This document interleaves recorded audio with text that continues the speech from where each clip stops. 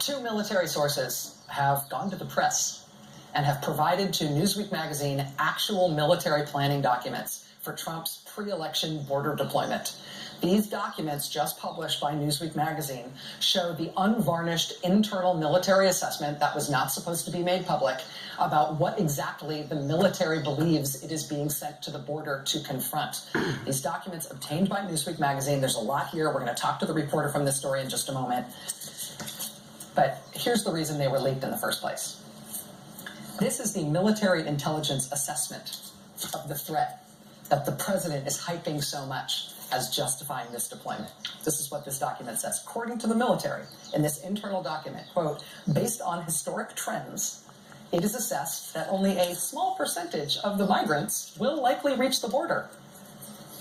And then see over here, military documents love acronyms. Acronym here is MLCOA, most likely course of action, MLCOA. This is the most likely course of action, which is what the military itself assesses in terms of the supposed threat they're responding to with this deployment. Most likely course of action.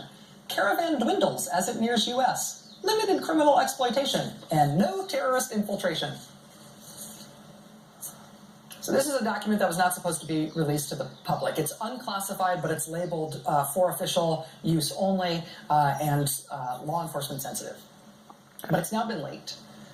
And this shows us what the military thinks about this situation for which they're being sent in numbers larger than the Afghanistan war deployment to the border right ahead of the election on the president's orders. The reason this document is now public, well, we don't know, because we can't get in the heads of the sources here, right? But it would seem to indicate that there may be people within the military who want it to be known that this deployment of U.S. troops to the border right before the election might just be for a political reason, to help the president's political party, and not for a real military reason.